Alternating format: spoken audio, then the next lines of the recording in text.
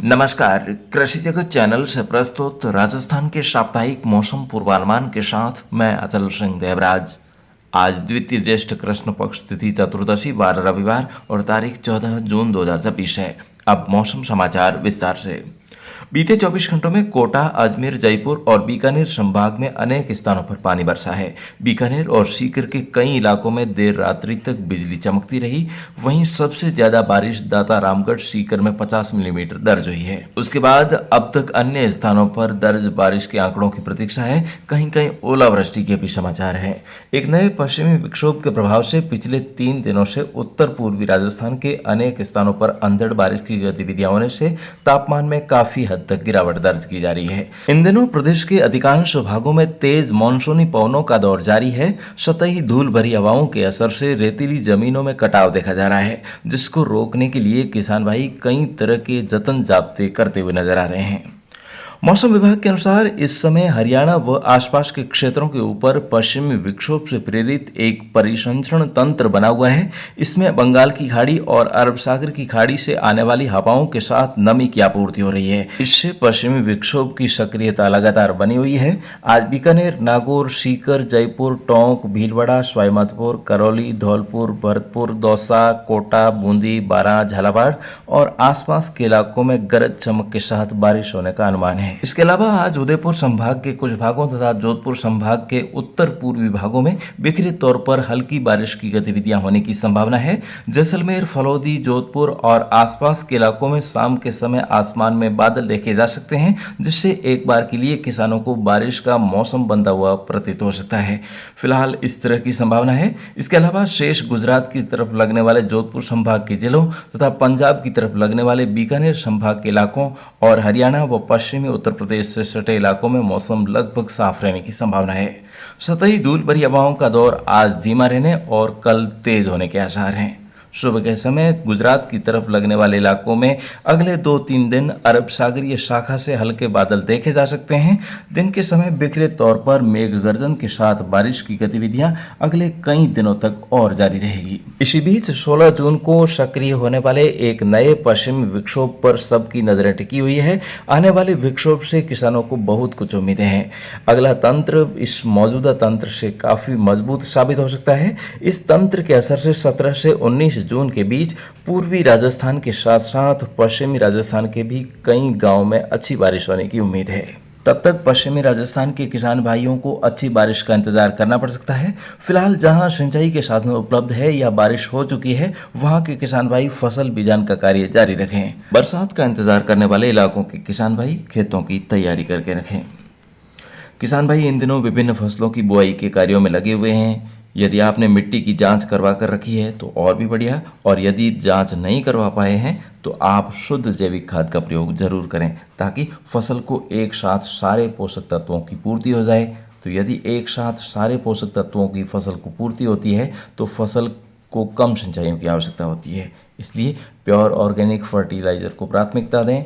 और जो किसान भाई इन दिनों अनार के बगीचों की भी तैयारी में लगे हुए हैं, गोबर की खाद डाल रहे हैं, साथ में डीएपी भी डाल रहे हैं, तो डीएपी की जगह यदि आप एस्क्लेपियस वेलनेस की शुद्ध जैविक खाद का प्रयोग करते हैं तो आपकी अनार की फसल में टिकड़ी रोग और तेलिया रोग कम आएगा, ये गारंटी है। तो ऐसे में आपका बगीचा रोग मुक्त रहेगा, फसल की गुणवत्ता भी रासायनिक की तुलना में बेहतरीन रहेगी। तो इस प्लेटफॉर्म के माध्यम से 1 जून से हमने खेत बचाओ अभियान की शुरुआत की है, जिसमें हम किसान भाइयों को घर घर जाकर के समझा रहे हैं कि हमें खेती का उत्पादन कैसे बढ़ाना है, लागत को कैसे कम करना है।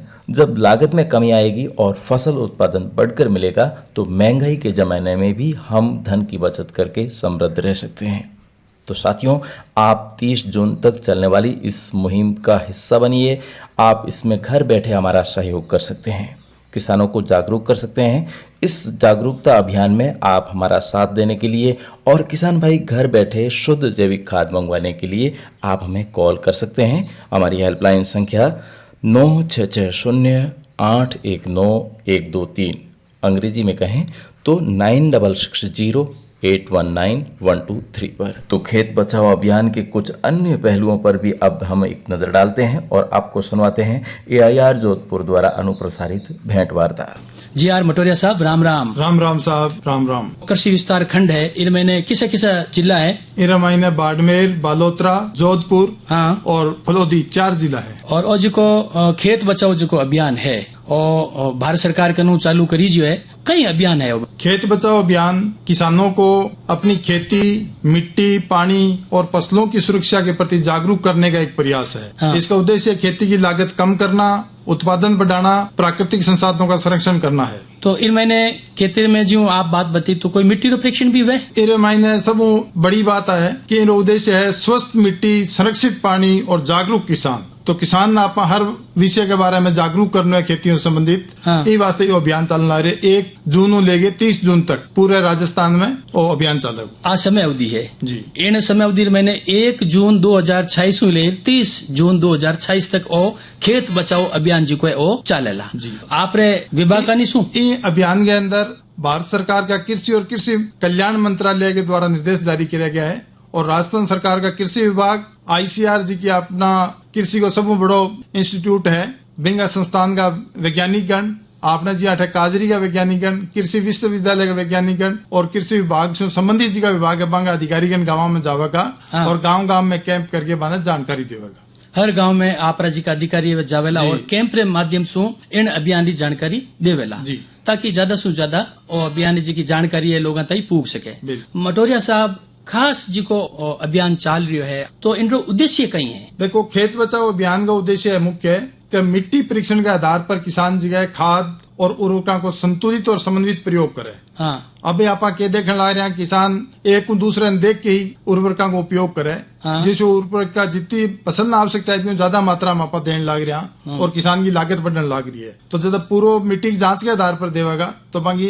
लागत भी घटेगी और उत्पादन भी बढ़ेगा। जागरूकता कार्यक्रम के अंतर्गत प्रशिक्षण, फसल प्रदर्शन के माध्यम से प्राकृतिक खेती के ने भी बढ़ावा देना कोई उद्देश्य है और वैकल्पिक उर्वरक और संतुलित पोषक तत्व प्रबंधन पद्धति का उपयोग हेतु व्यापक जन जागरूकता बढ़ानी है। जी हाँ, आप देखने लग रहे हैं काश्तकार केवल यूरिया और DAP को ही ज्यादा उपयोग करने लग रहे हैं। हाँ। तो इशू काश्तकारों की जमीन जी की है वह खराब होने लग रही है, अपनी जमीन को स्वास्थ्य खराब होने लग रहा है। तो बिंगी बजाय आप जी का वैकल्पिक उर्वरक है, जी हाँ NPK है, SSP है, सिंगल सुपर फास्फेट जी सुपर बोले आपने जमींदार। हाँ। बिंग प्रयोग करने के लिए मैंने बढ़ावा देंगा। बिंग सागे सागे जी का जैव उर्वरक है, नैनो उर्वरक है, जैविक खाद है, सूक्ष्म पोषक तत्वों संबंधित खाद है, बंग उपयोग करने के बारे में भी प्रोत्साहित बंद करांगा। हरी खाद बनाने के बारे में, हरी खाद को आपके खेत में प्रयोग करके और भूमि सुधार करने के बारे में भी बंद जानकारी देंगे ताकि मिट्टी के गुणों में सुधार हुए। हाँ। और पोषक तत्व ज्यादा मिले, पानी ज्यादा समय तक रह सके और फसल की पानी की मांग कम रहे। उपयुक्त फसल अवशेष प्रबंधन, आप क्या देखेंगे थोड़ा थोड़ा फसल अवशेष है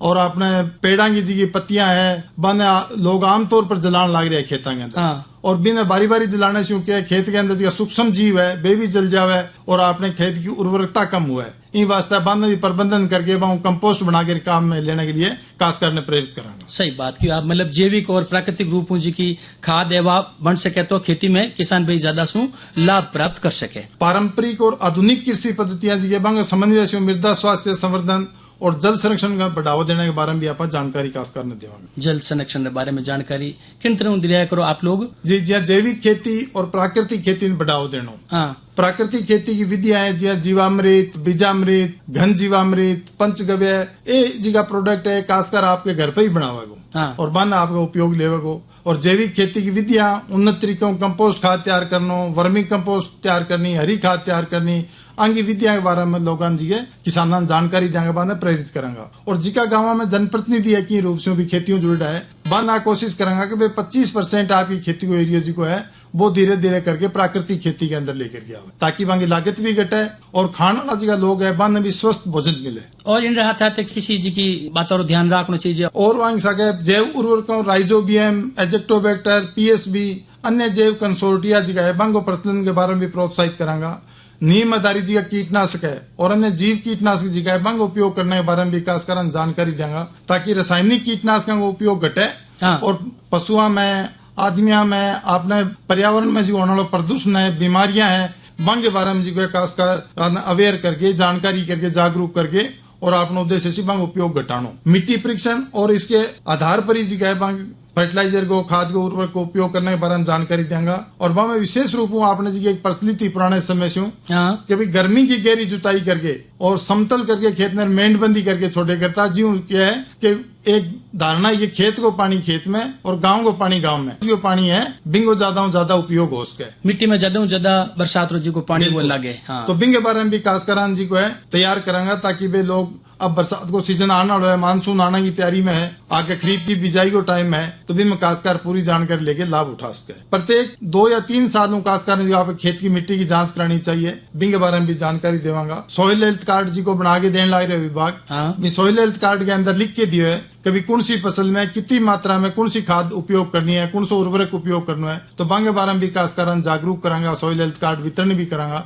ताकि काश्तकार हर तरह की जानकारी मिल सके। बहुत जोरदार जानकारी आप दिला वो मटोरिया साहब। और साथ ही जो आप बात बताई कि भाई जल संरक्षण आप करोला, तो उन संरक्षणों जी को कुशलतम जी को उपयोग है वो किन तरह से किसान भाई कर सके। देखो जल संरक्षण और कुशलतम उपयोग का मतलब यही है कि पानी की हर एक बूंद को अपन ज्यादा उपयोग कर सका। हाँ। और ज्यादा उत्पादन भी ले सका। तो इनके लिए सब पहले बहुत आप काश्तकारों को प्रेरित करेंगे कि आप खेत की मेड़बंदी करो, खेत में समतल करो ताकि बरसात को पानी आपने खेत के अंदर ही समावे और आगे की फसल में काम हो। फिर कृषि विभाग की कुछ योजना है जिसका में किसानों ने अनुदान देने लग रहे, खेत में फार्म पॉन्ड बनायो। हाँ। आपने खेत के जी को नीचो हिस्सो है बिंग अंदर फार्म पॉन्ड बना लेवा। हाँ। तो बिम पानी इकट्ठो करके और जब अपनी फसल में सिंचाई की आवश्यकता ज्यादा को पानी देगे या बगीचा लगा के आप अपनी आमदन बढ़ा सका। ये टाइप जी का नहरी क्षेत्र है बांगे अंदर डिग्गी बना के भी आप जी को है बिंगो फायदो ले सका। हाँ। इस तरह से ट्यूबवेल को जो पानी आप लेके आवा। हाँ। बिम अगर नालियां के अंदर लेके आओ तो 40% पानी आपनो खर्च हो जाए। हाँ। बिंग की बजाय आप पाइपलाइन में पानी लेके आओ तो जितो पानी ट्यूबवेल जमीन में निकाला बितो ही खेत में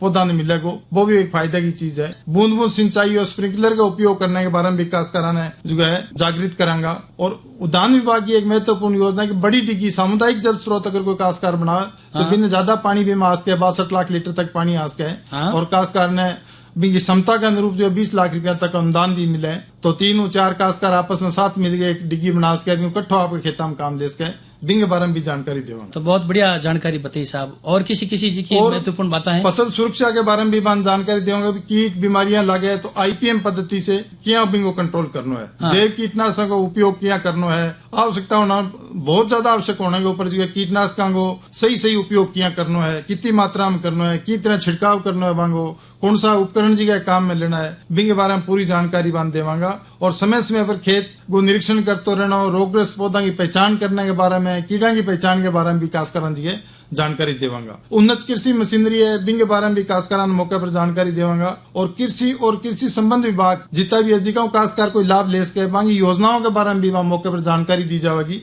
ताकि काश्तकार को फायदा उठा सके। मुफ्त साहित्य वितरण भी करो जाएगा और गांव में जी को है कैंप लगा के ज्यादा जानकारी देंगे। किसान भाइयों को प्राकृतिक खेती मिशन के बारे में भी जो है मौके पर जानकारी दी जाएगी ताकि किसान सारे के सारे प्राकृतिक खेती को अपना सके। और इसके लिए जो है गांव में प्रचार प्रसार करने के लिए कृषक सखी, पशुपालन सखी और लखपति दीदी प्रगतिशील नवाचारी किसानों की सक्रिय भागीदारी सुनिश्चित करांगा और प्रगतिशील किसानों का उदाहरण भी बतावांगा ताकि काश्तकार की बात सुन के प्रेरित हो सके। कृषि विभाग की मेरी व्यक्तिगत तौर पर भी एक अपील है काश्तकारों कि यहाँ कैंपा को ज्यादा से ज्यादा लाभ उठावे और आपके खेत को स्वास्थ्य सही करे, आपकी जमीन का उत्पादन बढ़ावे और काश्तकार आपकी आमदनी बढ़ावे। ठीक साहब, बहुत बहुत धन्यवाद डॉक्टर GR मटोरिया साहब। आप अतिरिक्त निदेशक कृषि विस्तार खंड जोधपुर से पधारिया और किसान भाई ने बहुत ही बढ़िया जी की जानकारी आप दे रही कि अभी खेत बचाओ अभियान। बहुत बहुत धन्यवाद साहब। राम राम। राम राम साहब। तो किसान साथियों, इस बहुउपयोगी जानकारी के साथ ही अब आज के मौसम समाचारों के अंक समाप्त होने को है।